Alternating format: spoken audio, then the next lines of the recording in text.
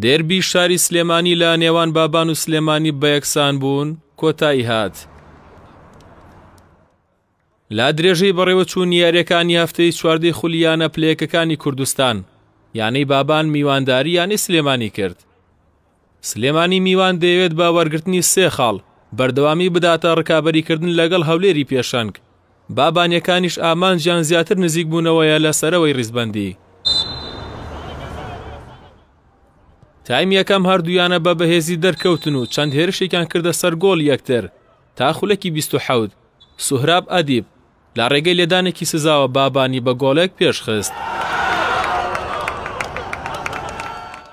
ناونیشانی ئەو تایمە و تاکە گۆڵەی بابان بوو. لا تایمی دووەم جارێکی دیکە هەردوویانە بە هێرش دەستیان کردەوە بە یاری و سلێمانی زیاتر تۆپی کۆنتڕۆڵ دەکرد. لە ئەنجامدا هێمن فەرەج لا خولەکی 63 گۆڵ یەکسانی بۆ سلێمانی کرد و یاریەکەی بردەوە خاڵی سەرەتا. هەرچەندە هێرشبەرانی هەردوویانە ناوە تۆپیان ئاراستەی گۆڵ یەکتر دەکرد بەڵام هیچ کام لە تۆپەکان تۆڕی گۆڵی نەهەژاند و یاری لە کۆتاییدا بە یەکسانی و بە گۆڵێک بۆ هەردوولا کۆتایی هات.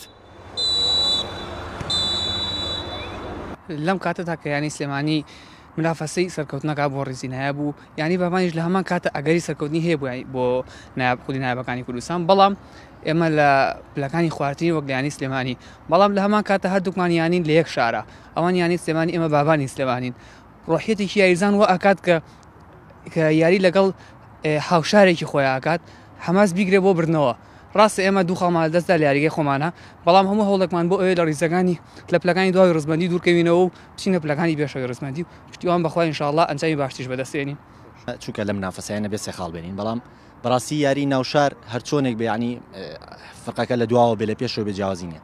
حماسێتێکی یاریزانەکان یەکە ناسن نزیکین لە یەک و شێواز یاریکردنمان نزیکە توانم بڵێم یاری ناوشار قورسە لە یاریەکانی دەرەوە بەتایبەت ئێمە بۆیە 3 خاڵەکەمان بێنایە بەڵام خاڵێکیش خراپ نییە وادارم لە منافەسە بەردەوام بین و سەرکەوینەوە بخولینە. پاش بەڕێوەچوونی یاریەکانی هەفتەی چواردەی خولیانە پلەیەکەکانی کوردستان یانەی بابان خاوەنی 15 خاڵە لای خۆیەوە یانەی سلێمانی 23 خاڵ لە هەژمارەکەیدا لە خولی پلەیەکی کوردستان. ئەستیار حاجی کەناڵی پەیام سلێمانی.